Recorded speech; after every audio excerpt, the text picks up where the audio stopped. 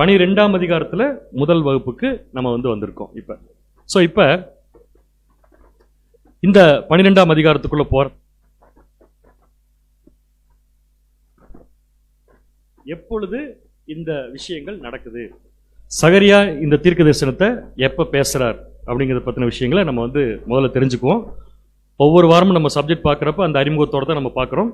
அதே மாதிரி 12ஆம் அதிகாரம் கூட எந்த பிரிவின் கீழ் வருது அப்படிங்கிறத நம்ம பார்க்கறதுக்கு முன்னாடி அதோடைய பேக்ரவுண்டை நம்ம ஃபர்ஸ்ட் பார்த்துடலாம். அந்த பேக்ரவுண்ட் என்னன்னு பார்த்தீங்கன்னா, பழைய ஏற்பாட்டு காலத்தில் இயேசு கிறிஸ்து முதலாம் வருகையில் வருவதற்கு முன்னாடியே ஏறக்குறைய 400 வருஷங்களுக்கு முன்னாடி இஸ்ரேல் ஜனங்கள் மறுபடியும் அந்த தேசத்தை, அவங்க இழந்து போன தேசத்தை திரும்ப கட்டு அவங்க ஆலயம் கட்டுவதற்குரிய ஒரு ப்ராசஸ் தான் நம்ம சகரியா புஸ்தகத்தில் நம்ம பார்க்குறோம். ஆலயம் கட்டுறதுக்கு அனுமதி கிடைக்குது. ஆலயம் கட்டுறதுக்கு கிடைச்ச அனுமதி வச்சுட்டு யூதர்கள் இஸ்ரேல் தேசத்துக்கு திரும்பி அவங்க ஆலயத்தை கட்ட ஆரம்பிக்கிறாங்க. அப்படி கட்ட ஆரம்பிக்கும் போது அவர்களுக்கு ஆலயம் கட்டக்கூடிய வேலை அவ்வளோ ஈஸியாக இல்லை, ரொம்ப கடுமையாக இருந்துச்சு. அந்த கடுமைக்கு என்ன காரணம் அப்படின்னு சொல்லி பார்த்தீங்கன்னா 2 விஷயம். ஒன்று மற்ற புறஜாதிகள், அதாவது இந்த ஜனங்களை பிடிக்காத எதிரிகள் இவங்க ஆலயம் கட்டுறதை தடை செய்கிறாங்க. அதே சமயத்தில் கவர்மெண்ட்ல இருந்து கூட என்ன வருதுன்னு பார்த்தீங்கன்னா, பெர்ஷியரான கவர்மெண்ட்ல இருந்து கூட தடை வந்துச்சு அப்படின்னு நம்ம பார்த்தோம். இந்த 2 தடைகளையும் ஜெயிச்சு அவங்க ஆலயம் கட்டணும்னா அவங்கள உற்சாகப்படுத்துவதற்கு தேவன் ஒரு சிலர் அனுப்ப வேண்டிய சூழ்நிலை ஏற்பட்டுச்சு. அந்த மாதிரி அனுப்பப்பட்டவர்கள முக்கியமானவர் தான் யாருன்னு சொல்லி பார்த்தீங்கன்னா சகரியா. அந்த சகரியா இஸ்ரேல் ஜனங்களுக்கு, பழைய ஏற்பாட்டு காலத்தில் இருந்த இஸ்ரேல் ஜனங்களுக்கு இந்த ப்ராஃபஸி சொல்வதற்கு காரணம் இதெல்லாம் தான்.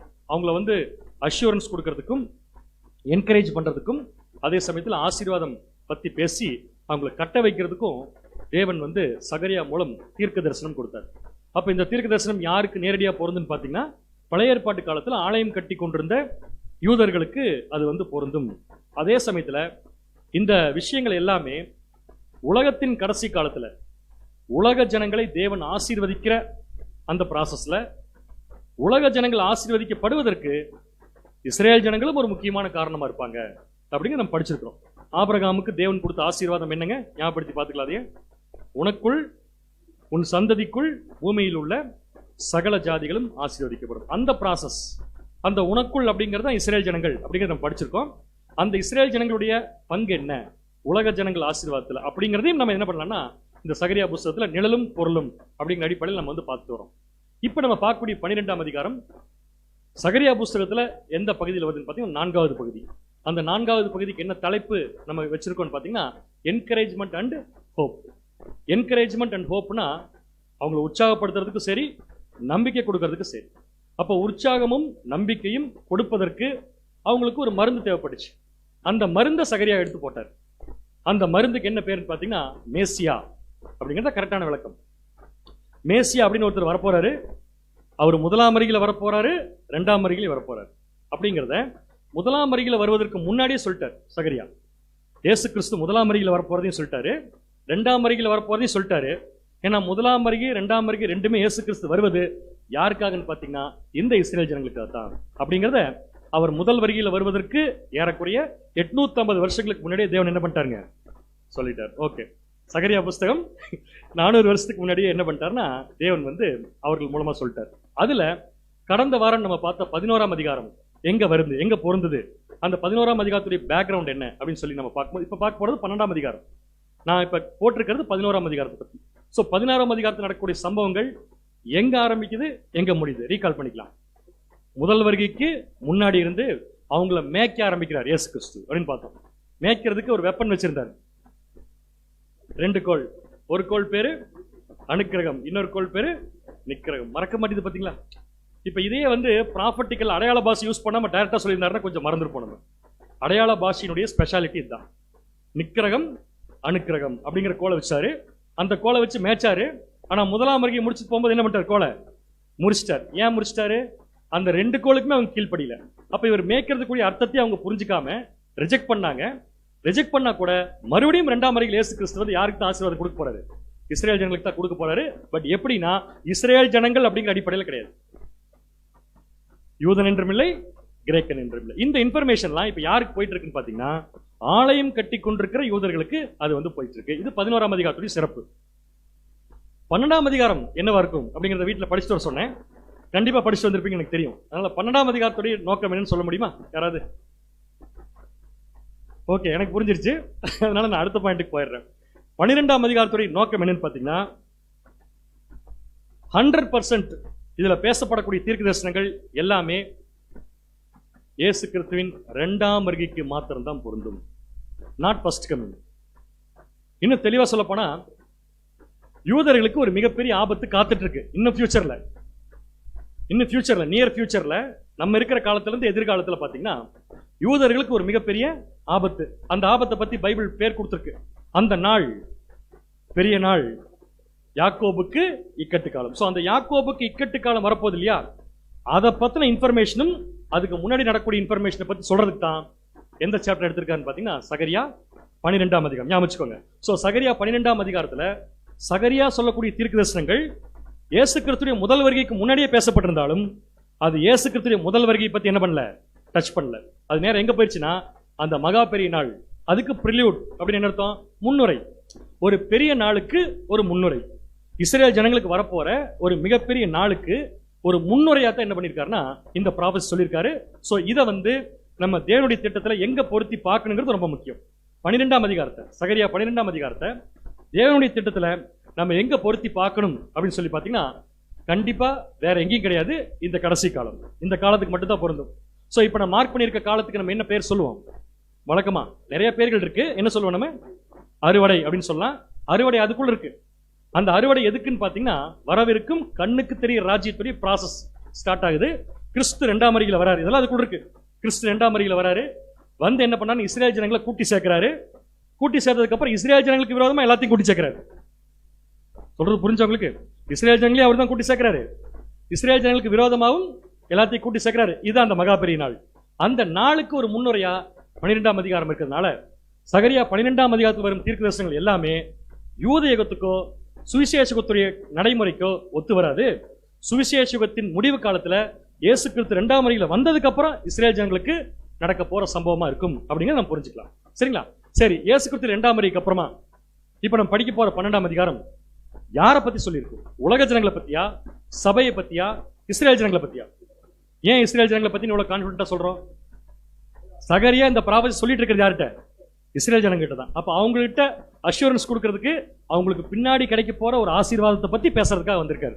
அப்ப இந்த ஆசீர்வாதம் முற்றிலும் யாருக்கு பொருந்து பாத்தீங்கன்னா இஸ்ரேல் ஜனங்கள், இஸ்ரேல் ஜனங்கள், இஸ்ரேல் ஜனங்கள். அதை மறந்து விடவே கூடாது அப்படிங்கறத பார்த்துட்டோம். சரி, இஸ்ரேல் ஜனங்களுக்கும் உலகத்தின் கடைசிக்கு என்ன சம்பந்தம்? கேள்வி நல்லா புரிஞ்சுக்கோங்க. இயேசு கிறிஸ்து 2ஆம் வருகையினுடைய காலப்பகுதின்னு சொல்லிட்டோம். அந்த காலப்பகுதிக்கும் இஸ்ரேல் ஜனங்களுக்கு என்ன சம்பந்தம் இருக்குன்னு கேட்கிறேன். சரி, உலகத்தின் கடைசியில் என்ன வரப்போகுது? அழிவு வரப்போகுது. அழிவுல என்னென்ன வரும்? மோதல் வரும், ஆரவாரம் வரும், குழப்பம் வரும், எல்லாம் வரும் இல்லையா? வருமா வராதா? குழப்பம் வருமா வராது? நீங்க ஒரு எக்ஸாம்பிளுக்கு எடுத்துக்கோங்க. இயேசு கிறிஸ்து 2ஆம் வருகையில் வந்துட்டாருன்னா உலக நாடுகளுக்குள்ள கண்டிப்பா என்ன வரும்? குழப்பம் வந்துதான் தீரணும். சண்டைகள் சச்சரவுகள் வந்துதான் தீரணும். சண்டை சச்சரவு வராதுன்னு யாராவது போட்டிருந்தாங்கன்னு வச்சுக்கோங்களேன், அது யாருடைய வேலைன்னு எடுத்துக்கலாம், நம்ம சாத்தானுடைய வேலை. சமாதானம் இல்லாமல் இருந்தும் சமாதானம் சமாதானம் என்று சொல்லி என் ஜனத்தின் காயத்தை மேற்பூச்சாய் பூசி. சோ சமாதானம் இல்லாத ஒரு சூழ்நிலை வரும். அந்த சமாதானம் இல்லாத சூழ்நிலை யாருக்கு அகைன்ஸ்டா வரும்? உலகத்தின் கடைசி காலத்துல ஆரவாரம், குழப்பம், மோதல் வரும் உலக நாடுகளுக்கு இடையே. அது யாருக்கு அகைன்ஸ்டா வரும்? ரெண்டு விஷயத்துக்கு. ஒன்னு இஸ்ரேல் ஜனங்கள், ரெண்டாவது கண்ணுக்கு தெரியும் கிறிஸ்துடைய ராஜ்யம். இந்த ரெண்டுக்கு அகைன்ஸ்டா தான் உலகத்தில் இருக்கிற அத்தனை பவர் ஒன்னா சேரும். எஸ், கரெக்டா தப்பா நான் சொல்றது? உலகத்தில் இருக்கக்கூடிய அத்தனை ராஜ்யங்களும் எதுக்கு ஆப்போசிட்டா வருவாங்கன்னு பாத்தீங்கன்னா அவங்களுக்கு தெரிஞ்சோ தெரியாமலோ இந்த ரெண்டு விஷயத்துக்கு தான். ஒன்னு இஸ்ரேல் ஜனங்களுக்கு அகைன்ஸ்டா வருவாங்க, அதே சமயத்துல கண்ணுக்கு தெரியக்கூடிய ராஜ்யம் வரக்கூடாதுங்கிறதுக்கு அகைன்ஸ்டா வருவாங்க. ஏன்?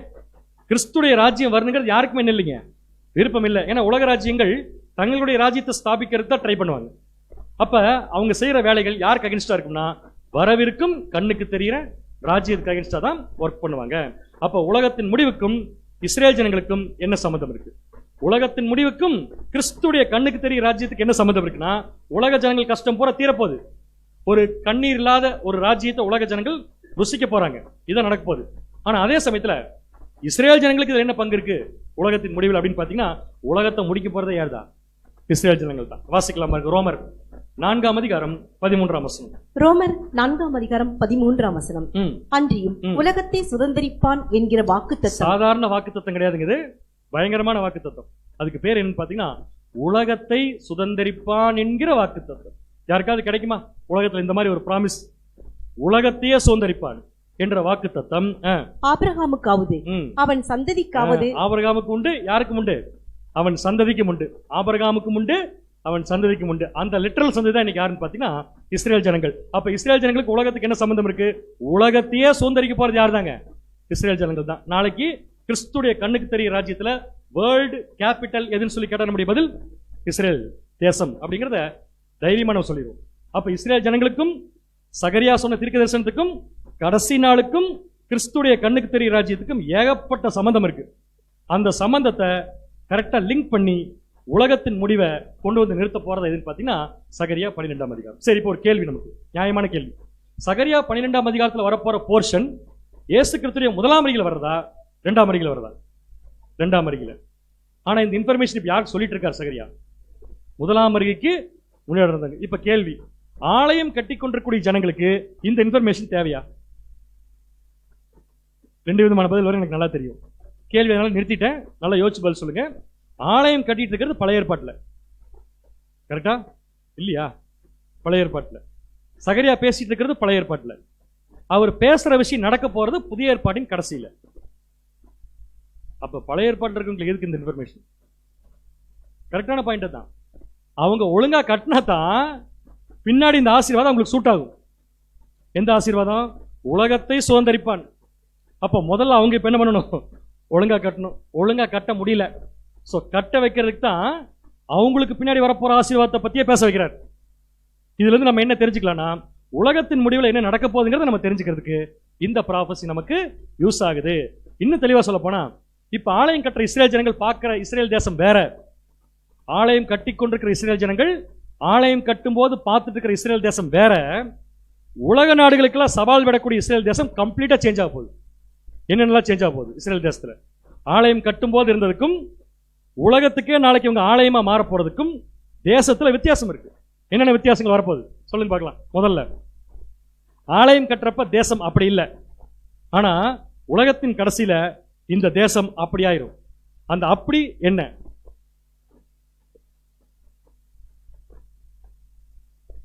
கொஞ்சம் பக்கத்துல கொஞ்சம் வந்துட்டீங்க. என்ன தெரியுமா?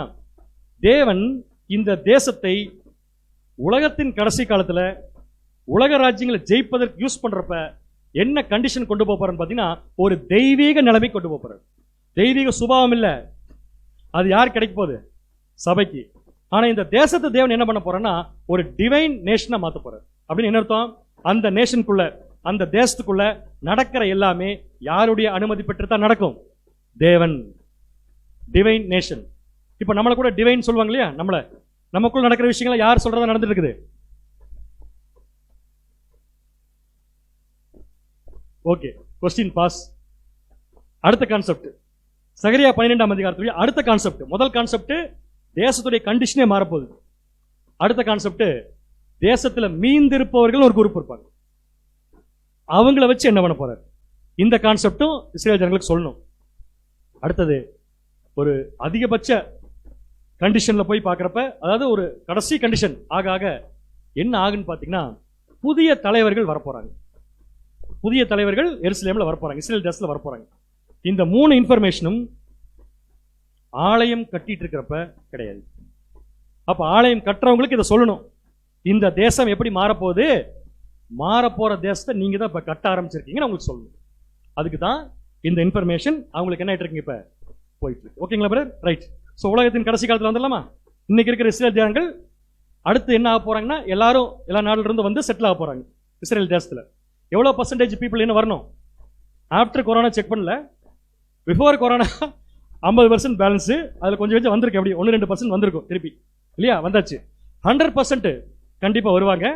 அப்படி 100% தேசத்துக்கு வந்துட்டாங்கன்னா டிவைன் நேஷனா தேவன் அவங்கள மாத்திடுவார். அப்படி டிவைன் நேஷனா மாத்துறப்ப, ஒரு தெய்வீக நிலைமைக்கு இந்த தேசத்தை தேவன் மாத்தும் போது, அங்க இருக்கிற இஸ்ரேல் ஜனங்கள் எல்லாருமே தேவன் சொல்றதை கேட்கிற நிலைமைக்கு மாறுவாங்களா, மாற மாட்டாங்க? திருப்பி கொஸ்டின் இருங்க. கொஸ்டின், தேவன் இந்த தேசத்தின் நிலைமையை அப்படியே மாத்த போறாரு. எப்படி மாத்த போறாரு? ஒரு டிவைன் நேஷன். அவருடைய ஈடுபாடு வரப்போகுது ஃபுல்லா. அங்க இப்பவே அதிகரிச்ச ஈடுபாடு தான், நமக்கு அது பெருசா தெரியுது. ஆனா இதை விட ஒரு அதிக ஈடுபாட்டை தேவன் கொடுத்து இஸ்ரேல் தேசத்தை தேவன் கவனிக்க ஆரம்பிக்கும் போது அங்க இருக்கிற ஜனங்கள் எல்லாருமே திருந்தி தேவனுக்கு கீழ்ப்படிச்சிருவாங்களா? எல்லாரும் வராங்களா பாரு, திருப்பி தேவனுக்கு கீழ்ப்படிச்சிருவாங்களா? அவர் சொல்ற எல்லாத்துக்கும் ஒத்து வருவாங்களா? கட்டாயமா ஒத்து வர மாட்டாங்க. அப்ப இந்த நிலைமை இஸ்ரேல் தேசத்துக்கு வரும்போது, இந்த தேசத்தை எடுத்து தேவன் யூஸ் பண்ண ஆரம்பிக்கும் போது, இஸ்ரேல் தேசத்துல 2 விதமான ஜனங்கள் இருப்பாங்க. 2 விதமான ஜனங்கள். யார் தெரியுமா அது? ஒன்னு ரெடி டு ஃபேஸ், இன்னொன்னு நாட் ரெடி டு ஃபேஸ். எவ்வளவு ஈஸியா இருக்குல்ல படிக்கிறதுக்கு. அதாவது வரக்கூடிய சம்பவங்கள்ல தைரியமா நிக்கிறவங்களும் ஒரு குரூப் இருப்பாங்க, சும்மா பேருக்காக இஸ்ரேல் தேசத்தில் இருக்கவங்களும் இருப்பாங்க. கரெக்டா? இப்ப தேவன் இந்த 2 குரூப்பையும் வச்சு ஜெயிக்க போறாரா, அல்லது அவர் விரும்புறவங்களை மட்டும் வச்சு ஜெயிக்க போறாரா? கொஸ்டின் புரியல. இந்த 2 குரூப்புமே தேவன் வச்சிருக்க போறாரா, அல்லது இந்த நிலைமையை மாத்த போறாருன்னு கேட்கிறேன். கட்டாயமா மாத்திடுவார். யாரை எடுத்துருவார்? நாட் ரெடி டு ஃபேஸ் எடுத்துருவார். எடுத்துட்டு யார் யாரெல்லாம் விசுவாசத்தோட கீழ்ப்படிய தயாரா இருக்கிறாங்களோ அவங்களுக்கு ஒரு பேர் இருக்கு. அது சூப்பர் பேர். அது பேர் என்னங்க? மீந்திருப்பவர்கள். அந்த மீந்திருப்பவர்களுக்கு டிவைன் பவர் கொடுக்க போறாராம் தேவன். அந்த மீந்திருக்கிறவங்களுக்கு தான் என்ன கொடுக்க போறாரு? டிவைன் பவர் கொடுத்து உலக ராஜ்யங்களை ஜெயிக்க வைக்க போறாரு. இந்த கான்செப்ட் 12ஆம் அதிகாரத்தில் ஆரம்பிச்சு 14ஆம் அதிகாரம் வரைக்கும் அப்படியே போகுது. 12ஆம் அதிகாரத்தில் ஆரம்பிச்சு 14 வரைக்கும் போகுது. 14ஆம் அதிகாரத்தில் இந்த கான்செப்ட் எப்படி கொண்டு போயிருவாருன்னா, சகரியா ஒரு மிகப்பெரிய சண்டை இருக்கு. அந்த சண்டை யாருக்குன்னு பாத்தீங்கன்னா அநீதிக்கும் நீதிக்கும் சண்டை. யார் யாரெல்லாம் நீதியின் பக்கம் சாயிறீங்களோ அவங்களுக்கு தேவன் டிவைன் பவர் கொடுப்பாரு. கொடுத்து உங்களை வச்சுதான் என்ன பண்ண போறாரு? நாளைக்கு வாக்கு தத்தத்தை நிறைவேற்ற போறாரு. என்ன வாக்கு தத்தம்? ஆபிரகாமுக்கு கொடுத்த வாக்கு தத்தம். அதுக்கு பேர் என்ன? உலகத்தை சுதந்தரிப்பான் அப்படிங்கிற வாக்கு தத்தத்தை விசுவாசத்தோடு இருக்கிற ஜனங்களை வச்சு அநீதியை ஜெயிச்சு நீதியை நிலைநாட்டி இந்த உலகத்துல கண்ணுக்கு தெரிகிற சமாதானமான கிறிஸ்துடைய ராஜ்யத்தை ஸ்தாபிக்க போறதுல இந்த ஜனங்களுக்கு அதிகபட்ச பங்கு இருக்கு. அப்ப இந்த ஜனங்கள் யார்? இந்த ஜனங்கள் யார்? தேவன் விரும்பி உலக ஜனங்களுக்கு கொடுக்க போற சமாதானமான ராஜ்யத்திற்கு இவங்க தான் டூல்ஸ். சமாதானமான ராஜ்யம் வருவதற்கு இவங்க தான் டூல்ஸ். அதே சமயத்துல இவங்க என்ன கண்டிஷனுக்கு போயிடுவாங்கன்னு சொல்லி பாத்தீங்கன்னா, ஒரு செக்யூர்டு நேஷன், ஒரு பாதுகாப்பான எல்லாமே நிறைந்திருக்கக்கூடிய ஒரு தேசமா இந்த ஜனங்களை தேவன் மாத்த போறார். அப்படிங்கிறதா 12ஆம் அதிகாரத்தை பார்ப்பதற்கு முன்னாடி நாம தெரிந்து கொள்ள வேண்டிய விஷயம். ஞாபகம். சோ இப்ப நம்ம 12ஆம் அதிகாரத்துக்குள்ள போலாமா? 2-3 கொஸ்டின் மட்டும் கேட்டுக்கிட்டுமா? 12ஆம் அதிகாரம் எந்த காலப்பகுதிக்கு பொருந்தும்? இயேசு கிறிஸ்துவின் 2ஆம் வருகைக்கு பின்னாடி, நாட் ஃபர்ஸ்ட் கமிங். ஆனா 11ஆம் அதிகாரம் ஃபர்ஸ்ட் கமிங்க்கு முன்னாடி இருந்து. 12ஆம் அதிகாரம் ஒன்லி செகண்ட் கமிங். 12ஆம் அதிகாரத்தில் என்ன கான்செப்ட் இருக்கு? இவ்வளவு நேரம் சொன்னேன், மீந்திருக்கிற ஜனங்களுக்கு டிவைன் பவர் கொடுத்து தலைவர்களையும் கொண்டு வர போறாராமா. அது யாரெல்லாம் தெரியல. அந்த தலைவர்களை கொண்டு வந்து என்ன பண்ண போறாருன்னா, இந்த இஸ்ரேல் தேசத்தை தேவன் ஒரு டூலா யூஸ் பண்ண போறாரு. அப்ப தேவனுடைய டூல் எப்படி இருக்கும்? தேவன் சொல்ற மாதிரி கீழ்ப்படியும். கரெக்டா? அப்பதானே தேவனுடைய டூல். அப்ப தேவன் இந்த ஜனங்களை எப்படி எப்படிலாம் டூலா யூஸ் பண்ண போறாருங்கிறது தான் 12, 13, 14 எல்லாத்திலையும் வரப்போகுது. ஓகே, சோ உள்ள போலாமா? முதல் எடுத்த உடனே கொஞ்சம் சோகமா தான் ஆரம்பிக்கும். ஏன்னா முதல் எடுத்த உடனே வெற்றி இஸ்ரேல் தேசத்துக்கு கிடைக்காது. ஏன் கிடைக்காது? கொஞ்சம் பேர் வெளியே போகணும். யார் கொஞ்சம் பேர் வெளியே போகணும்? Not ready to face challenge. யார் யாரெல்லாம் தேவனுடைய சொல் பேச்சு கேட்க முடியாம பேருக்காக தேசத்துக்கு வந்தாங்களோ அவங்களாம் தேசத்தை விட்டு எடுபடணும், வெளியே போகணும். அப்ப கண்டிப்பா ஒரு துக்கத்தோட தான் ஆரம்பிக்கும். எப்படி ஆரம்பிக்குது? வாசிக்கலாம். சகரியா 12ஆம் அதிகாரம் 1ஆம் வசனம். சகரியா 12ஆம் அதிகாரம் 1ஆம் வசனம். இஸ்ரவேலை குறித்து கர்த்தர் சொன்ன வார்த்தையின் பாரம். நம்ம பேசிக் சப்ஜெக்ட்ல கேட்கிற அதே கேள்வியை இப்பொழுது கேட்டு பார்த்துக் கொள்ளலாம். பாரம் என்றால் என்ன? தள்ளி விடுவேன் அப்படின்னு பேசி பேசி பழகி போச்சு. அது அவங்களுக்கு புரிய வைக்கிறதுக்காக நம்ம சொல்லக்கூடிய வார்த்தை. பாரம் அப்படின்னா ஆபத்து அல்லது ஒரு சுமை அப்படின்னு நம்ம எடுத்துக்கலாம். இப்ப தேவன் சொல்றது அப்படியே நல்லா கவனிக்கலாம். இஸ்ரேலை குறித்து, வேற யாரை குறித்தும் இல்ல, யாரை குறித்து? இஸ்ரேலை குறித்து கர்த்தர் சொன்ன வார்த்தையின் பாரம். சோ பாரம்னாலே ஒரு அழிவும் ஒரு ஆபத்தும் வரப்போகுதுன்னு அர்த்தம். அப்ப தேவன் சகரியா 12ஆம் அதிகாரத்துல இஸ்ரேல் ஜனங்களை பத்தி சொல்ல போற விஷயம் அவங்களுக்கு வரப்போற ஒரு மிகப்பெரிய ஆபத்து. சரி, அடுத்து என்ன நடக்கும் வாசிங்க அப்படியே. வானங்களை விரித்து பூமியை அஸ்திபாரப்படுத்தி மனுஷனுடைய ஆவியை அவனுக்குள் உண்டாக்குகிற கர்த்தர் சொல்லுகிறது என்ன? கர்த்தர் சொல்லுகிறது என்ன? இப்ப கர்த்தர் என்ன சொல்ல போறாரு? பாரம் அப்படின்னு சொல்ல போறாரு. யாரை குறித்த பாரம்? இஸ்ரேல் ஜனங்களை குறித்த பாரம்.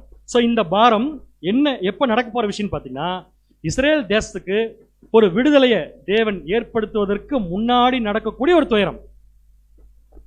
புரிஞ்சா புரியலையா? இஸ்ரேல் ஜனங்கள் தான் உலகத்தையே நாளைக்கு என்ன பண்ண போறாங்க? சுதந்திரிக்க போறாங்க. ஆனா அப்படி சுதந்திரிக்கிறதுக்கு முன்னாடி அவங்களுக்கு ஒரு மிகப்பெரிய ஆபத்து வரப்போதா இல்லையா? அந்த அந்த நாள் பெரிய நாள், அதற்கு ஒத்த நாள் இல்லை, அதற்கு பேரு எல்லாம் நம்ம படிச்சிருக்கோம். யாக்கோபின் இக்கட்டு காலம், கடைசி காலம் எல்லாம் படிச்சிருக்கோம் நம்ம. அந்த மாதிரி வரப்போற ஒரு பாரம், அதை பத்தி தான் தேவன் ஆரம்பிக்கிறார். சரிங்களா? சோ இந்த பாரம் எத்தனை அதிகாரத்தில் வரப்போகுது? 12, 13, 14. சகரியா 14ஆம் அதிகாரம் வரைக்கும் தான் கண்டினியூவா போகுது. சரிங்களா? அப்படின்னா சகரியா 12, சகரியா 13, சகரியா 14 நடக்கக்கூடிய சம்பவங்கள், சொல்லப்பட்டிருக்கிற சம்பவங்கள் சமகாலத்தில் நடக்கக்கூடிய சம்பவங்கள். மறந்துடக்கூடாது. என்ன காலம்? சமகாலம். அந்த சமகாலம் என்ன காலம்? சமகாலம் என்ன காலம் கேட்கிறேன். 2ஆம் வரைக்கும் அப்புறங்கிறது ஸ்பெசிபிக்கா இல்லையே. இஸ்ரேல் ஜனங்களை வச்சு, கருவியை வச்சு உலக ஜனங்களை சீர்படுத்தக்கூடிய ஒரு ப்ராசஸ் அப்படின்னு வச்சுக்கலாம். உலகத்துக்கு சமாதானம் தரக்கூடிய ஒரு ப்ராசஸ் வச்சுக்கலாம். சரிங்களா? சோ சமகாலம். இப்ப நமக்கு ஒரு கேள்வி வரலாம். ஒரு சமகாலத்தில் நடக்கிற விஷயம் சொல்றதுக்கு 3 சாப்டர் தேவையா? ஒரே காலத்தில் நடக்க போற சம்பவத்தை சொல்றதுக்கு 3 சாப்டர் தேவையானா, நடக்க போற காலம் என்னவோ ஒரே காலம் தான் 3 சாப்டர்ல. ஆனா நடக்க போற சரித்திரம் ஒண்ணு கிடையாது. எக்கச்சக்கமான தனிப்பட்ட சம்பவங்கள் நடக்க போகுது.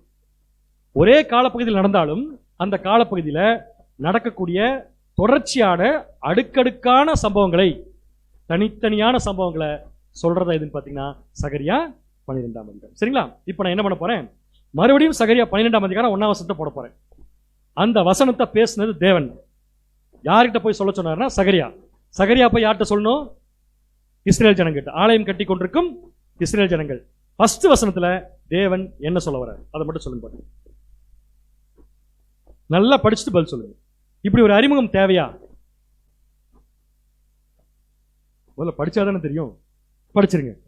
சகரியா 12ஆம் அதிகாரம் 1ஆம் வசனம். இஸ்ரவேலை குறித்து கர்த்தர் சொன்ன வார்த்தையின் பாரம். அதுக்கு விளக்கம் பார்த்தாச்சு. வரப்போற ஒரு பெரிய ஆபத்து, அதுக்கப்புறம் தான் வெற்றி கிடைக்க போகுது உங்களுக்கு. அடுத்தது வானங்களை விரித்து பூமியை அஸ்திபாரப்படுத்தி, வானங்களை விரித்து பூமியை அஸ்திபாரப்படுத்தி மனுஷனுடைய ஆவியை அவனுக்குள் உண்டாக்குகிற கர்த்தர் சொல்லுகிறது. மனுஷனுடைய ஆவியை அவனுக்குள் உண்டாக்குகிற கர்த்தர் சொல்லுகிறது என்னவென்றால், இப்ப ஆக்சுவலா யாருக்கு அறிமுகம் கொடுத்திருக்காரு தேவன்? இஸ்ரேல் ஜனங்களுக்கு கொடுத்திருக்காரு. அவருக்கு அவரே கொடுத்திருக்காரு அறிமுகம். எப்படி எப்படி கொடுத்திருக்காரு? நான் யார் தெரியுமா? வானத்தை விரித்து பூமியை நான் என்ன பண்ணிருக்கேன்? அஸ்திவாரப்படுத்தி மனுஷனுடைய ஆவி அவனுக்குள் உண்டாக்குகிற நான். இது எதுக்காக சொல்லணும் தேவன்? அப்படி சொல்ற விஷயம் நல்ல விஷயமா? பாரம் என்ன அர்த்தம்? இந்த வசனத்தை தேவன் எதுக்காக சொல்றார்? எச்சரிப்பு. எச்சரிப்புக்கு அவரை பத்தி அவரே சொல்லணும். சரி, அவர் என்ன சொல்லியிருக்கார்? அவர் என்ன சொல்லியிருக்கார்? அவர் என்ன சொல்லியிருக்கார்? அவரை பத்தி சொல்லியிருக்கார். அவரை பத்தி என்ன சொல்லியிருக்காரு? அவருடைய பவர் என்னன்னு சொல்லியிருக்காரு. கரெக்டா தப்பா? அவருடைய பவர் என்னன்னு சொல்லியிருக்காரு. நீங்க சொல்லுங்க, அவருடைய பவர் என்ன? அங்க பார்க்காம வானங்களை விரித்து, அவ்வளவுதான், முடிஞ்சு போச்சு. அவருடைய பவர் என்ன தெரிஞ்சு போச்சு. இப்ப இந்த வசனத்தை எதுக்காக இந்த இடத்துல முதல் வருதுன்னு பாத்தீங்கன்னா, தேவன் சொல்றாரு, உங்களுக்கு எல்லாம் ஒரு பாரம் வரப்போகுது. ஆனா நான் நினைச்சேன்னா உங்க பாரத்தை ஒண்ணும் இல்லாம நான் பண்ணிக்கிறேன். அதனால விசுவாசத்தோடு இருங்க. நான் யாருங்கிறது உங்களுக்கு நல்லா தெரியும் சொல்லி தன்னுடைய பவர் என்னங்கிறத தேவன் சொல்லி ஆரம்பிக்கிறார். ஓகே, புரிஞ்சவங்களுக்கு? அப்படின்னா சகரியா 12ஆம் அதிகாரத்துல தேவன் இஸ்ரேல் ஜனங்களுக்கு பாரம், ஆபத்து வரப்போன்னு சொன்னா கூட அந்த ஆபத்துல இருந்து உங்களை நான் கண்டிப்பா என்ன பண்ணிடுவேன்? வெளியெடுத்து அப்படிங்கிற தன்னுடைய பவரை சொல்லி ஆரம்பிக்கிறார். சரி, பவரை சொல்லி ஆரம்பிச்சவரு என்ன நோக்கத்துக்காக இஸ்ரேல் ஜனங்களுக்கு பாரம் வரப்போகுது அப்படிங்கிறதையும், எப்படி இஸ்ரேல் ஜனங்களை வச்சு உலகத்தை ஆசீர்வதிக்க போறாருங்கிறதையும் சொல்லியிருக்கார். நோக்கம், அவருடைய நோக்கம், அவருடைய இன்டென்ஷன் என்ன, அதை சொல்றாரு பாருங்க. சகரியா 12ஆம் அதிகாரம் 2ஆம் வசனம். சகரியா 12ஆம் அதிகாரம் 2ஆம் வசனம். இதோ சுற்றிலும் இருக்கிற எல்லா ஜனங்களுக்கும் நான் எருசலேமை தத்தளிப்பின் பாத்திரமாக்குகிறேன். பேசிக் சப்ஜெக்ட் பெயர் கூறுக. பேசிக் சப்ஜெக்ட் பெயர் கூறுக. இஸ்ரவேல் தீர்க்கதரிசனம் சரியான பதில். ஓகே. இதுல வர எல்லாமே சொல்லிக்கலாம். கம்ப்ளீட் சகரியா வந்துரு அப்படியே. ஓகே. இஸ்ரவேல் தீர்க்கதரிசனம் கரெக்டா? அப்ப ஓரளவுக்கு நமக்கு விளக்கங்கள் பேசிக்கா பார்த்திருக்கோம். கொஞ்சம் இப்ப என்னங்கிறது இன்டெப்தா போய் பார்க்கலாம். சுற்றிலும் இருக்கிற எல்லா ஜனங்களுக்கும் நான், இந்த நான் யார்? தேவன். எருசலேமை தத்தளிப்பின் பாத்திரமாக்குகிறேன். சோ ஃபர்ஸ்ட் ப்ராசஸ் என்னன்னா, இந்த ஜனங்களை சுற்றி இருக்கும் எல்லா தேசத்துக்கும் என்ன ஆக்க போறாராமா? தத்தளிப்பின் பாத்திரம். தத்தளிப்பின் பாத்திரம் ஃபுல்லா இல்லாம அரைகுறை இருக்கு. இங்கிலீஷ்ல எப்படி இருக்குன்னு பாத்தீங்கன்னா, த கப் ஆஃப் ட்ரெம்பிளிங் அப்படின்னு இருக்கு. த கப் ஆஃப் ட்ரெம்பிளிங் அப்படின்னா, இஸ்ரேல் ஜனங்களுக்கு வரப்போற ஒரு வெற்றிக்கு முன்னாடி வரப்போற ஒரு ஆபத்து எப்படி ஆரம்பிக்குதுன்னா, இந்த ஜனங்களை, இஸ்ரேல் ஜனங்களை தேவன் என்னவா மாத்த போறார்? கூடிய விரைவில் என்னவா மாத்த போறார்? தத்தளிப்பின் பாத்திரமாக்க போறார். யாருக்கு? அங்க யாருக்கு? சுற்றிலும் இருக்கிற எல்லா ஜனங்களுக்கும். எதை சுற்றிலும்? கோயம்புத்தூர் சுற்றிலும், இஸ்ரேல் தேசம் சுத்தி இருக்கிற எல்லா ஜனங்களுக்கும் எருசலேமை நான் என்னவா மாத்த போறேன்? தத்தளிப்பின் பாத்திரமா எதுக்கு மாத்தணும்? திருவிழித்துல ரொம்ப அருமையா இருக்கு, ரொம்ப ஈஸியா இருக்கு. வாசிக்கலாம் பாருங்க.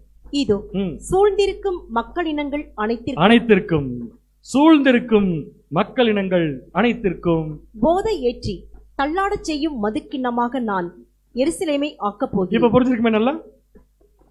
இப்ப எருசலேமை என்ன ஆக்க போறார்? இஸ்ரேலை என்ன ஆக்க போறார்? அவ்வளவுதான். சொல்றதுக்கே பயமா இருக்கு. அங்க பார்த்தா ஈஸியா கண்டுபிடிச்சிடலாம். போதையேறி தள்ளாட செய்ய மதுக்கிண்ணம். இமேஜினேஷனுக்குள்ள போக வேண்டாம், நல்லா கவனிச்சுக்கோங்க. போதையேறி தள்ளாட செய்யும் மதுக்கிண்ணமா யார் ஆக்க போறாரமா? அப்ப அவங்க ஆடுவாங்கன்னு சொல்ல, அவங்கள பார்த்து மத்தவங்க ஆடுவாங்க. அதான் பாயிண்ட்ங்க. நம்ம தவறா புரிஞ்சுக்கூடாது அந்த வசனத்தை. இஸ்ரேல் அப்படி ஆகாது, இஸ்ரேலை பார்த்தா அப்படி ஆவாங்க. புரியுது உங்களுக்கு? சோ இப்ப திருவள்ளியம் ஹெல்ப் பண்ணிருச்சு நமக்கு. சோ என்னவா இஸ்ரேல் ஆக்க போறாராமா? மக்கள் இனங்கள் அனைத்திற்கும் போதையேறி தள்ளாட செய்யும் என்னவா மாத்த போறாரு? மதுக்கிண்ணமாக ஆக்க போகிறேன். அதுக்கப்புறம் தான் உங்களுக்கு உண்டு அப்படிங்கிறார். யாரை பார்த்தனா? இஸ்ரேல் ஜனங்கள். அந்த கீழ் பகுதியை இப்ப படிக்க வேண்டாம், அப்புறம் படிச்சுக்கலாம். சோ இஸ்ரேல் ஜனங்களை என்னவா மாத்த போறாராமா? தத்தளிப்பின் பாத்திரம். இந்த தத்தளிப்பின் பாத்திரம்ங்கிற வார்த்தை நம்முடைய வேதாகமத்தில் நிறைய இடத்துல வந்திருக்கு. அது எல்லா இடத்துலயுமே நம்ம படிக்க போறது இல்லை. தத்தளிப்பின் பாத்திரம் அப்படிங்கறதுடைய நோக்கம் என்னன்னு பாத்தீங்கன்னா, அதை பார்த்தா மற்றவங்களுக்கு போதைன்னு இருக்கிற வார்த்தை கரெக்டா இல்ல, ஒரு மயக்கம், ஒரு இயலாமை, ஒரு ஸ்டெடினஸ் இல்லாம போயிருவாங்க. அந்த மாதிரி இஸ்ரேல் ஜனங்களை ஆக்க போறாராமா. யாருக்கெல்லாம்? சுத்தி இருக்கிற நாடுகளுக்கெல்லாம். அப்ப சுத்தி இருக்கிற நாடுகளுக்கெல்லாம் இஸ்ரேல் தேசம் எப்படி இருக்குன்னா இப்படித்தான் இருக்கும். தத்தளிப்பின் பாத்திரமாகிறோம் அப்படின்னு என்ன அர்த்தம் தெரியுங்களா? முட்டாள்தனத்தையும் குழப்பத்தையும் ஏற்படுத்தக்கூடிய ஒரு நாடா அவங்களுக்கு தெரியும். யாருக்கு? சுற்றிலும் இருக்கிற நாடு. இவங்க குழப்பம் கிடையாது. இவங்களை பார்த்தா மற்ற ஜனங்களுக்கு என்ன வந்துடும்? குழப்பம் வந்துடும், முட்டாள்தனம் வந்துடும். இதைத்தான் திருவெளித்துல ரொம்ப கிளியரா படிச்சோம்.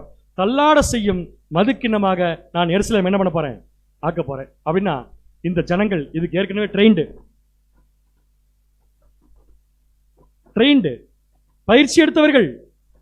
எதற்கு? மற்றவர்களை தள்ளாட செய்வதற்கு. ஏன்னா இவங்க டூல்ஸ் ஆஃப் காட். தேவன் எப்படி யூஸ் பண்றாரோ அப்படி யூஸ் ஆவாங்க. இப்ப தேவன் எப்படி யூஸ் பண்ண போறாராமா? இவங்களை பார்த்தா எல்லாருக்கும் முட்டாள்தனம் வந்து என்ன வந்துடும்? குழப்பம் வந்துடும். அப்படின்னு இவங்களை எப்படி தயார் பண்ணிருப்பாரு? வாசிக்கலாம் பாருங்க. ஏசாயா 51ஆம் அதிகாரம் 17ஆம் வசனம். ஏசாயா 51ஆம் அதிகாரம் 17ஆம் வசனம்.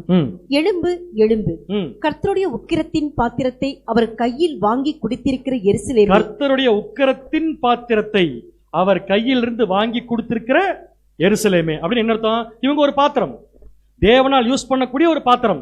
இப்ப இந்த பாத்திரம் தேவன் யூஸ் பண்ணும்போது ஒரு கட்டத்தில் என்னவா மாற போகுதுன்னா, மற்ற ஜனங்களுக்கு குழப்பத்தையும் முட்டாள்தனத்தையும் ஏற்படுத்தக்கூடிய ஒரு நாடா அவங்க பார்வையில தெரிய போகுது. வாசிங்க எழுந்து நில், எழுந்து நில். தத்தளிக்க செய்யும் பாத்திரத்தின் வண்டல்களை உறிஞ்சி குடித்தாய். நீ இந்த வேலைக்காக யூஸ் பண்ணப்பட போறாய் அப்படிங்கிற தேவன் என்ன பண்ணிட்டார்? முதல்லயே சொல்லிட்டாரு. இந்த ஜனங்கள் இப்ப ஒரு காலகட்டம் வரும்போது சுத்தி இருக்கிற மற்ற நாடுகளுக்கெல்லாம் குழப்பத்தையும் முட்டாள்தனத்தை ஏற்படுத்தக்கூடிய ஜனங்களாக இருப்பார்கள். யாருக்குன்னு கேட்டீங்கன்னா, சுத்தி இருக்கிற நாடுகள் அப்படிங்கும் போது என்டையர் வேர்ல்டு.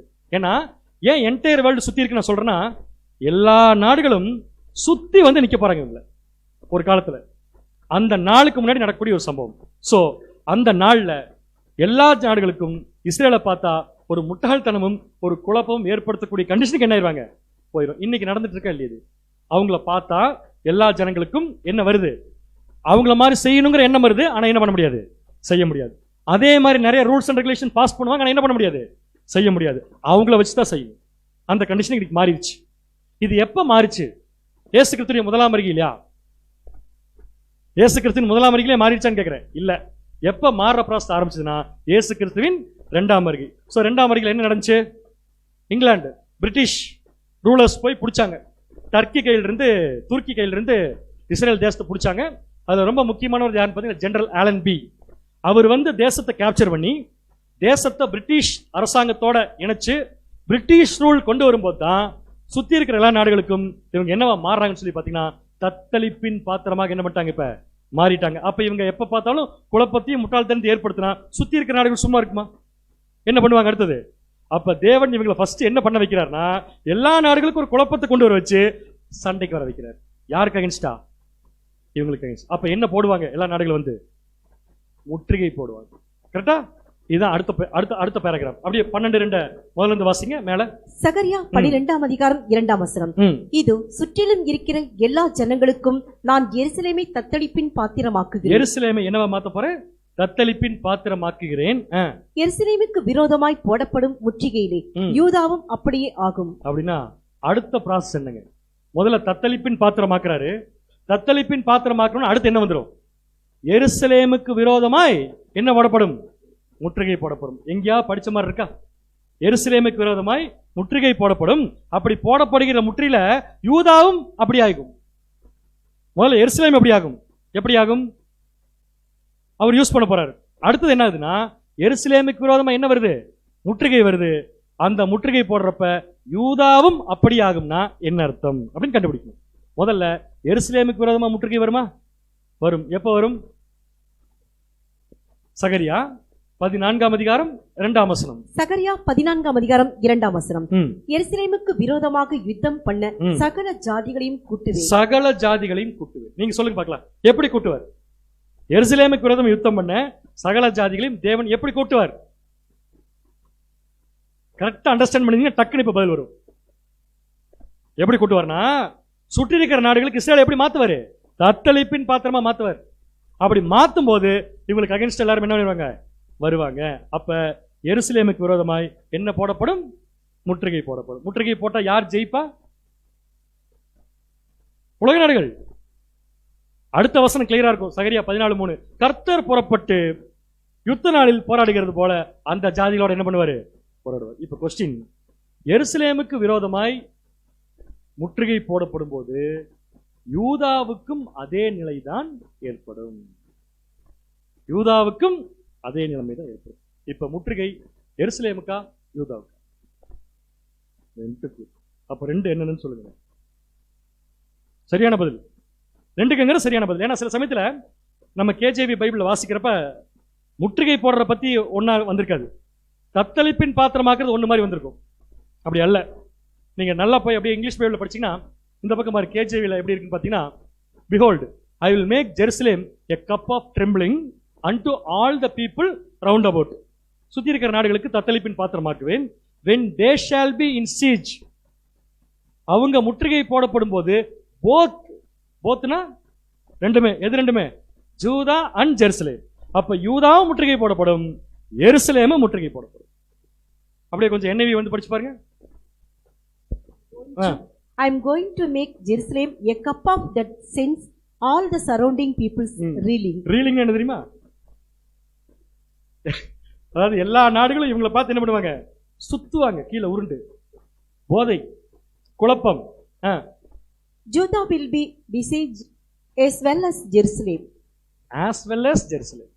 எருசலேம் முற்றுகை போடப்படுகிற மாதிரியே யூதாவும் என்ன பண்ணப்படும்? முற்றுகை போடப்படும். சோ யூதா இது, எருசலேம் இது. க்ளூ சகரியா 12:5. Clue clue. இன்னும் நம்ம 2ஆம் வசனத்துல இருக்கிறோம். 5ஆம் வசனம் க்ளூவா கொடுக்கப்பட்டிருக்கு. 2ஆம் வசனத்துக்கு கேள்வி என்ன? யூதா எது? எதுக்கு யூதா எருசலேம் பத்தி படிக்கணும்? முற்றுகை போடப்படும் போது, எருசலேமுக்கு விரோதமா முற்றுகை போடும்போது யூதாவும் முற்றுகை போடப்படும். யூதா எது? எருசலேம் எது? சொல்லுங்க. சரி படிச்சிடலாம். படிச்சுட்டா சொல்லிருங்க, எனக்கு தெரியும். சகரியா 12:5. சகரியா 12ஆம் அதிகாரம் 5ஆம் வசனம். எருசலேமின் குடிகள் சேனைகளின் கர்த்தராகிய தங்கள் தேவனுடைய துணையினால் எங்களுக்கு பலனானவர்கள் என்று அப்போது யூதாவின் தலைவர் தங்கள் இருதயத்திலே சொல்லுவார்கள். ஓகே, சொல்லுங்க. இது க்ளூவா முதல்ல? ஓகே, ஜெருசலேம்ல 2 குரூப் இருப்பாங்க. யார் யாரு? ஒன்னு விசுவாசம் உள்ளவர்கள், இன்னொன்னு விசுவாசம் இல்லாதவர்கள். அப்படின்னா அந்த பேரே தேவன் கொடுக்க மாட்டாரு. இப்ப எருசலேம்னா என்ன, யூதா என்ன? லிட்டரலா எடுத்துக்கலாம். எருசலேம்ங்கிறது கேபிட்டல், யூதாங்கிறது ஒட்டுமொத்த தேசம். 2க்கு வித்தியாசம் இருக்கா இல்லையா? அப்ப வித்தியாசமான வார்த்தைகளை தேவன் யூஸ் பண்றாருனாலே கண்டிப்பா அவர் சொல்ல வரக்கூடிய விஷயத்திலும் ஏதோ வித்தியாசம் இருக்கு. சோ முற்றுகை போடப்படும், யூதாவும் முற்றுகை போடப்படும், எருசலேமும் முற்றுகை போடப்படும். யூதா யார்? எருசலேம் யார்?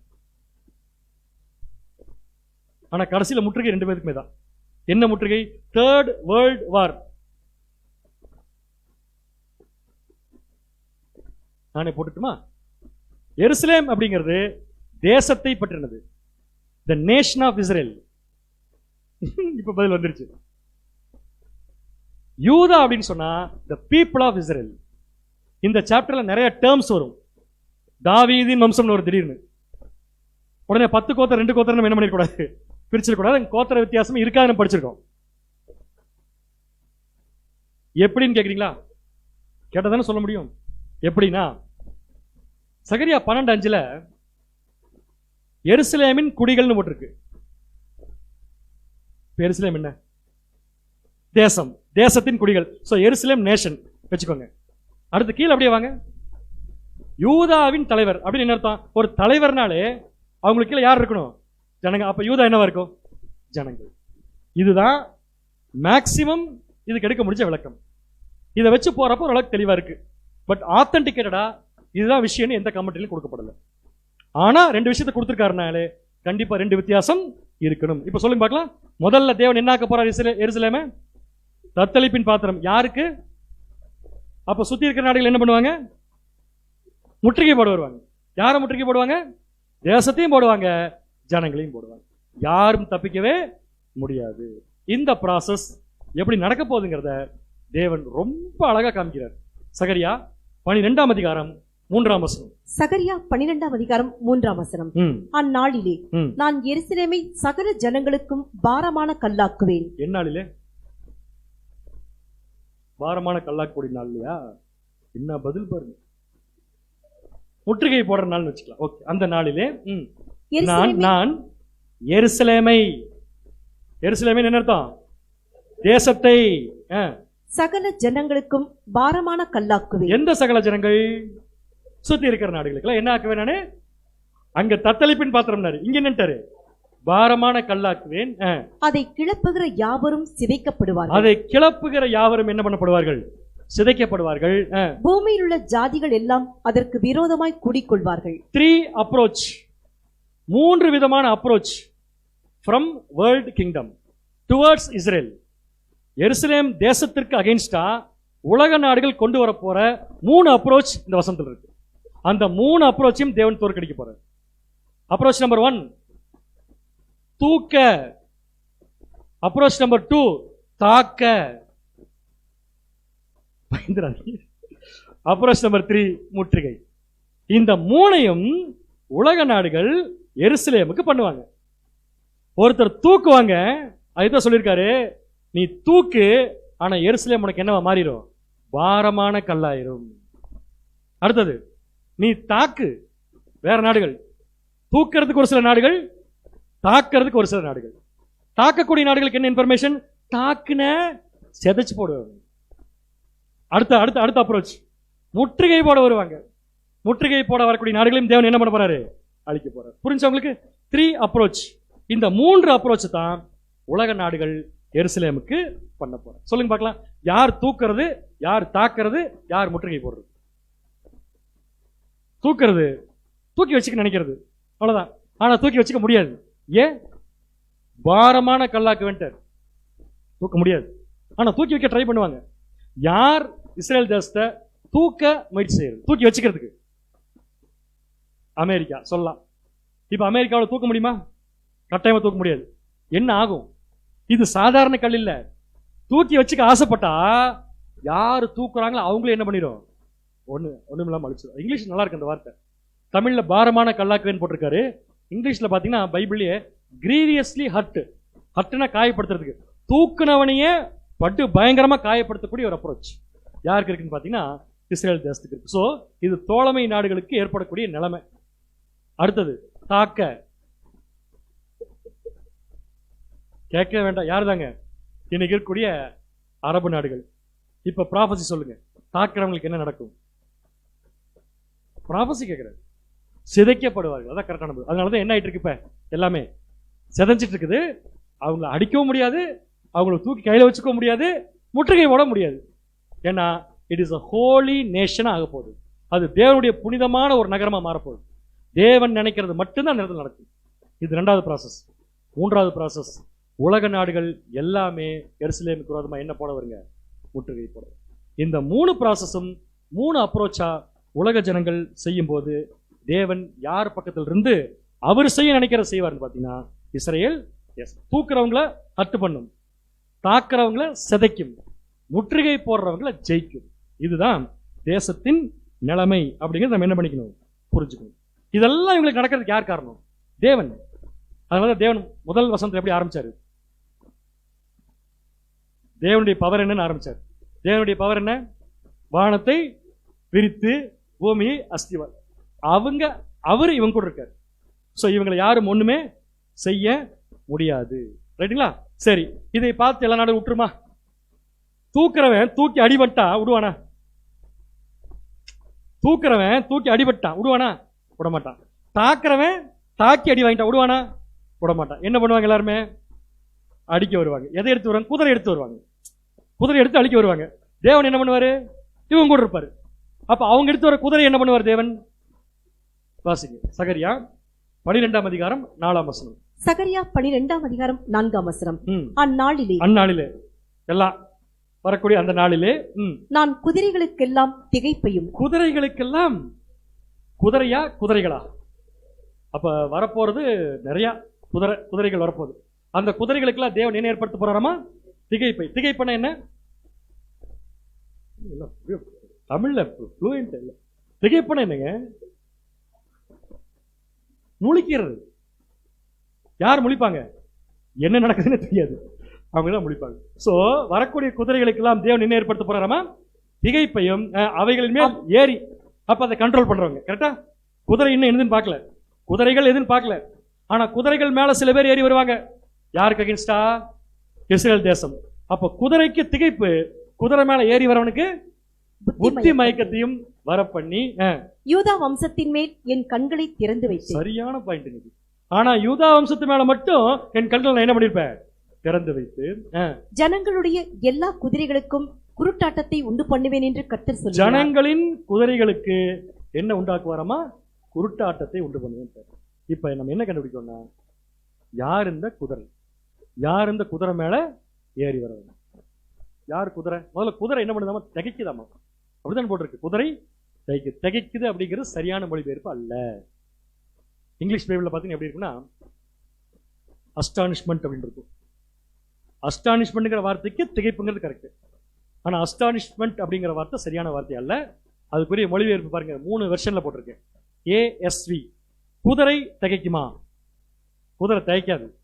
அப்ப அந்த வசனம் என்ன போட்டிருக்குன்னு பாத்தீங்கன்னா பாருங்க, ASVல மேல எப்படி இருக்குன்னா, in that day said Jehovah, I will smite every horse with terror, not astonishment, terror. அப்ப குதிரைக்கு திகைப்பு வராது, குதிரைக்கு என்ன வருமாமா? பயம் வருமாமா. அப்ப இஸ்ரேலுக்கு எதிராக வரக்கூடிய குதிரைக்கெல்லாம் தேவன் எதை ஏற்படுத்த போறாரு? திகைப்பில்ல, பயம். இது ஒரு வெர்ஷன்ல மட்டும் இல்ல. பிபி பாருங்க எப்படி இருக்குன்ட்டு. I will put fear into every horse. Every ஹார்ஸ்னா ஒவ்வொரு குதிரைக்கு நான் என்ன வர வைக்க போறேன்? பயம் வைக்க. அப்போ ஒரு குதிரை வரப்போதா, நிறைய குதிரை வரப்போதா? நிறைய குதிரை வரப்போதா. அடுத்து NIV.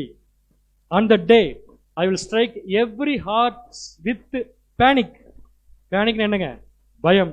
அப்போ குதிரைக்கு தேவன் என்ன வர வைக்க போறாரு? பயத்தை வர வைக்க போறார். அப்புறம் அப்புறம் வசனம் பார்க்காம சொல்லணும். புத்திமைக்கு குதிரைக்கா? ஏறி வரவங்களுக்கு. அப்புறம் குருட்டாட்டம். ஒட்டுமொத்தமா சேர்த்து குருட்டாட்டம். பயந்து போற குதிரை புத்தி மயக்கத்தோட ஓட்டிட்டு வரவன் ரெண்டு பேரும் சேர்ந்து என்ன ஆகுங்க? குருட்டாட்டம். அது யாருக்கு அகென்ஸ்டா?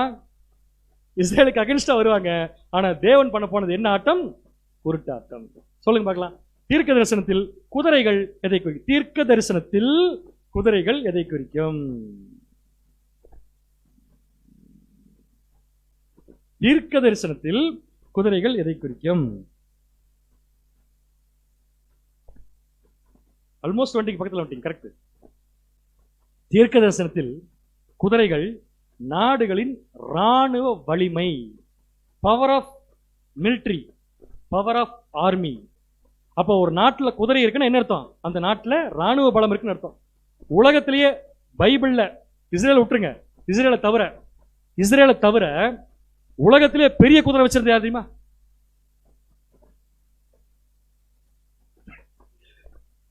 சகோதர பின்னாடி சொல்றதையாவது கேட்டு சொல்லலாம்.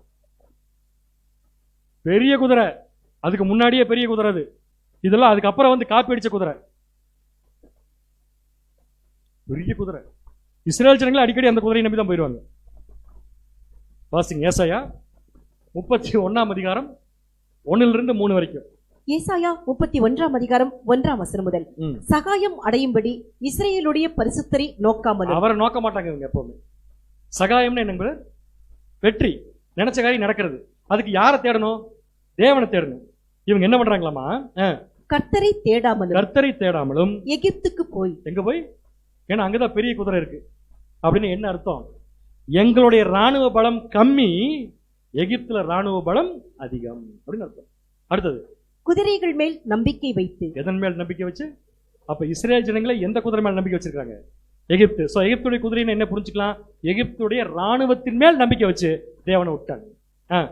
ரதங்கள் அநேகமாய் இருப்பதினால் அவைகளை நாடி, குதிரை வீரர் மகா பலசாலிகளாய் இருப்பதினால் அவர்களை நம்பிக்கொண்டிருக்கிறவர்களுக்கு ஐயோ.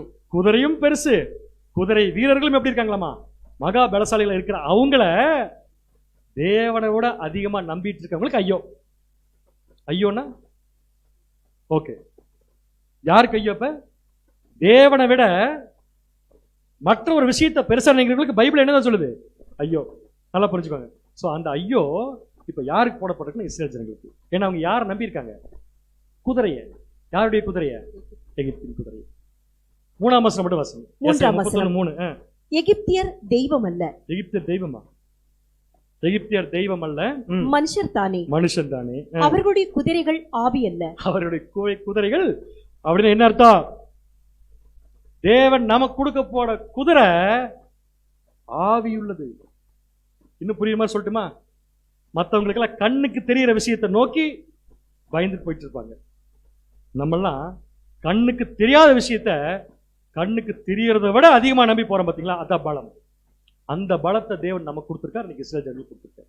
ஆனா இஸ்ரேல் ஜனங்கள் அந்த பலத்தை விட்டு மாம்ச பலத்தை தேடி போனாங்க. அவர்களுடைய குதிரைகள் ஆவி அல்ல, மாம்சம் தானே. மாம்சம் தானே. கர்த்தர் தமது கரத்தை நீட்டுவார். கர்த்தர் தம்முடைய கரத்தை என்ன பண்ணுவாராமா?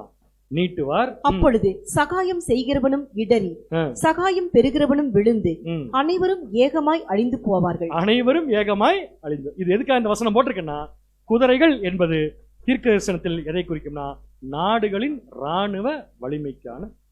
இப்போ குதிரை அப்படியே இருந்துச்சா? பயந்துருச்சா? இஸ்ரேலுக்கு விரோதமா முற்றுகை போட வந்தாங்கல்ல குதிரைகள், அப்படின்னு என்ன அர்த்தம்? உலக நாடுகளின் ராணுவம். உலக நாடுகளின் ராணுவம் என்னவா போதாமா? பயப்பட போதாமா? யாரை பார்த்து? இஸ்ரேல் ஜனங்கள். சோ அது திகைக்குங்கிறது கரெக்டான வார்த்தை இல்ல. என்ன போகுது? பயப்பட போகுது. அப்படின்னு என்ன அர்த்தம்? இவங்க ராணுவம் பூரா இஸ்ரேல் ஜனத்தினுடைய பவருக்கு முன்னாடி ஒண்ணுமே கிடையாது. அப்போ இஸ்ரேல் ஜனங்களுடைய பவருக்கு முன்னாடி உலக நாடுகளின் ராணுவம் எப்படி இருக்கும்? குருட்டாட்டமா இருக்கும். ஏன் குருட்டாட்டம்? குதிரைக்கும் பலன் இல்ல, குதிரைக்கு பயம் வந்துருச்சு, குதிரை மேல ஏறி இருக்கிறவங்களுக்கு புத்தி மயக்கம் வந்துருச்சு, குதிரையே பயந்துட்டு ஓடுது, மேல கண்ட்ரோல் பண்றவன் ஒழுங்கா இருந்தாலும் கண்ட்ரோல் பண்ணலாம், அதை கண்ட்ரோல் பண்றவனுக்கு என்ன வந்துருச்சு? புத்தி மயக்கம். ஏன்? தத்தளிப்பின் பாத்திரமாக்கிட்டாரு. குழப்பம் எல்லாம் ஆக்கி விட்டு இந்த குதிரை வீரர்கள் புறப்படும் போது கரெக்டா புறப்படுவாங்க, ஆனா போய் முடிகிறது என்ன ஆட்டம்னு கேட்டீங்கன்னா குருட்டாட்டம். அழகா எழுதியிருக்காங்க கமெண்ட்ரி. Blindness, madness, panic. இந்த 3 வார்த்தை தான் அந்த வசனத்துல படிச்சோம். பிளைண்ட்னஸ்னா குருட்டாட்டம், மேட்னஸ்னா புத்தி மயக்கம், பேனிக்னா பயம்.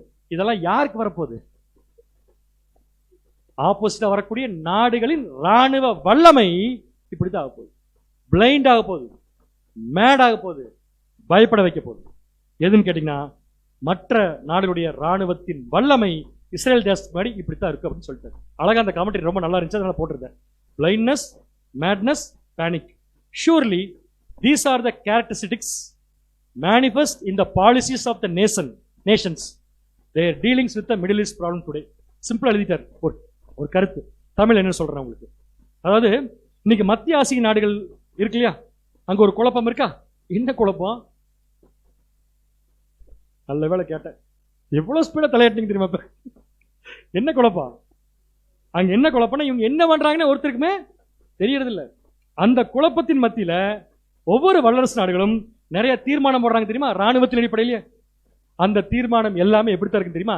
பிளைண்டா இருக்கும், மேட்னஸா இருக்கும், பேனிக்கா இருக்கும் அப்படின்னு கமெண்ட் எழுதியிருக்காங்க. சோ எந்த நாடுகளும் கொண்டு வரக்கூடிய எந்த தீர்மானமும் எப்படி போய் முடிஞ்சதுன்னு பாத்தீங்கன்னா ஒரு குருட்டாட்டத்தை தான் என்ன பண்ணுமாமா கொண்டு போய் முடியுமா. கொஞ்ச நாளைக்கு முன்னாடி அமெரிக்கால வந்தார் ஒருத்தர், அதிபரா வந்தாரா, இருந்தாரே. யார் அது? அவர் கொண்டு வந்த அத்தனை திட்டங்களும் அவருடைய மிலிட்டரி பேஸ் பண்ணி தான், குதிரை பேஸ் பண்ணி. அந்த குதிரையை பேஸ் பண்ணி அவர் வந்து இஸ்ரேலுக்கு அகைன்ஸ்டா இருக்கிற நாடுகளுக்கு எதிராக போட்ட தீர்மானத்தையே ஒருத்தருமே என்ன பண்ணலையாமா, மதிக்கவே இல்லையா. ஏன் மதிக்கல? மேட்னஸா இருக்கும், அது பைத்தியகாரத்தனமா இருக்கும் பார்க்கறதுக்கு, பயந்து போயிருப்பாங்க. இவங்களால எந்த காரியத்தையும் புத்தியோட செய்ய முடியாது. காரணம், தேவன் எல்லா நாடுகளுக்கும் என்ன கொண்டு வர போறாரு? புத்தி மாதிரி. இன்னொரு விஷயம் தெரியுங்களா, இஸ்ரேல் ப்ராப்ளம் சப்ஜெக்ட்ல படிச்சிருக்கோம். இஸ்ரேல் தேசத்துல என்ன நடக்குதுன்னு சுத்தி இருக்கிற எதிரி நாடுகள் தெரியுமா? தெரியுமா? தெரியாது. தெரியாது. ஆனா ஒண்ணு தெரியும் உங்களுக்கு. என்ன தெரியுமா? எதுவுமே உங்களுக்கு அகைன்ஸ்டா வாய்க்காதுன்னு தெரியும். வசனம் இல்ல, சப்ஜெக்ட் கூறுக. சப்ஜெக்ட் கூறுக. இஸ்ரேல் தீர்க்கதரிசனம். இந்த பிக்சரை எவ்வளவு கஷ்டப்பட்டு அன்னைக்கு கண்டுபிடிச்சு எடுத்தோம், இப்ப கிடைக்க மாட்டேங்குது இன்டர்நெட்ல. இது அந்த சப்ஜெக்ட்ல இருந்து எடுத்த ஒரு ஸ்லைடு தான். ஒரு ஹமாஸ் தீவிரவாதியின் வாக்கு மூலம், நாங்கள் குண்டை கரெக்டாகத்தான் போடுகிறோம், ஆனால் அவர்களுடைய தேவன், யாருடைய தேவன்? இஸ்ரேலின் தேவன், நாங்க போடுற ராக்கெட்ல வானத்திலேயே புடிச்சு அந்த பக்கம் போட்டு விட்டுறாரு அப்படின்னு ஒரு பத்திரிக்கை ஒரு பேட்டி கொடுத்திருக்காரு. இதுக்கு பேர் தான் குதிரைக்கு குருட்டாட்டம். இப்ப ஒரு தீவிரவாத இயக்கமே இவங்களை பார்த்து என்ன ஆட்டம் ஆடிட்டு இருக்காங்க? இப்ப குருட்டாட்டம். ஏன்? தேவன் கண்டிப்பா இஸ்ரேலுக்கு எதிராக வரக்கூடிய எல்லா நாடுகளுக்கும் எதிர்த்து ஏற்படுத்த போறார். இப்ப வந்து இது அரேப் கண்ட்ரிக்கு மட்டும், நாளைக்கு எல்லா நாடுகளும் வரும்போது எல்லா நாடுகளுடைய ராணுவமும் இந்த கண்டிஷன்ல தான் என்ன போகுதுங்க, மாறப்போகுது. இதுக்கு பேர் தான் பிளைண்ட்னஸ், மேட்னஸ், பேனிக். ஓகேவா? சோ சுற்றி இருக்கக்கூடிய நாடுகள் சொல்றதை விட இஸ்ரேலுக்கு எதிராக வரக்கூடிய நாடுகளுக்கு தேவன் என்னென்ன ஏற்படுத்த போறார். நம்பர் 1 தமிழ்ல சொல்லிடலாம், திகைப்பு, பயம். அடுத்தது குதிரை மேல ஏறி இருக்கிறவங்களுக்கு புத்தி மயக்கம். ரெண்டும் சேர்ந்து போடுற ஆட்டம் குருட்டாட்டம். ஆனா இஸ்ரேல் மேல மட்டும் தேவன் என்ன பண்ணி வச்சிருக்காராமா, யூதா வம்சத்தின் மேல் என் கண்களை திறந்து. எவ்வளவு ஒரு அருமையான விஷயம் தேவன் சொல்றது. இந்த ஜனங்களுக்கு இதை கேட்டும் திருந்தலைன்னா என்ன போய் பண்ண முடியும்? ஒன்னு சொல்ற மாதிரி தெரியாது, ஆனா தெரிய வர வைப்பார் பாரு தேவன், கண்டிப்பா தெரிய வர வைப்பார். அதுல எந்த மாற்றமே இல்லை. அதுக்கப்புறம் தான் அந்த மீந்து இருக்கிற குரூப்பை பெரிய போறாங்க. அப்ப தேவனுடைய கண்ணு போற எங்கதான் இருக்காம சார்? குதிரை மேலே இருக்கு. குதிரைக்கே இப்ப கண்ணு இல்ல, ஏன்னா குருட்டாட்டம் ஆடிட்டு இருக்குது. ஆனா தேவனுடைய கண்ணு மட்டும் யாரை மட்டும் பார்த்துருக்காம? இப்ப யூதா வம்சத்தின் மேல் என் கண்களை நான் என்ன பண்ணிருக்கேன், திறந்து வைத்து பார்க்கிறேன் அப்படின்னு சொல்லிட்டேன் இல்லையா? அப்படின்னு என்ன அர்த்தம்? நான் ஃபுல் கேர் இவங்க மேல நான் எடுத்துட்டு இருக்கேன். வாசிக்கலாம் பாருங்க, எரேமியா 30 அதிகாரம் 11 வசனம். எரேமியா 30 அதிகாரம் 11 வசனம். உன்னை ரட்சிப்பதற்காக நான் உன்னோடு இருக்கிறேன் என்று கர்த்தர் சொல்கிறார். ஜனவரி 1ஆம் தேதி கொடுப்பாங்க அங்க பாபிலோன்ல. உன்னை ரட்சிப்பதற்காக நான் உன்னோட கூட இப்பவே போட ஆரம்பிச்சிட்டாங்க தெரியுமா? இப்ப எல்இடி டிவில போட ஆரம்பிச்சிட்டாங்க. இப்ப நீங்க போய் பாத்தீங்கன்னா தெரியும், போற வழியில எல்லா வாக்குத்தத்த வசங்களும் ரோலாக ஆரம்பிச்சிச்சு. இப்ப நீங்களே பார்த்து நீங்களே போய்க்கலாம், ஏன்னா கொரோனா பீரியட்லயா அதனால. ஆனா தேவன் சொல்ற வார்த்தை 100க்கு 100 உண்மை.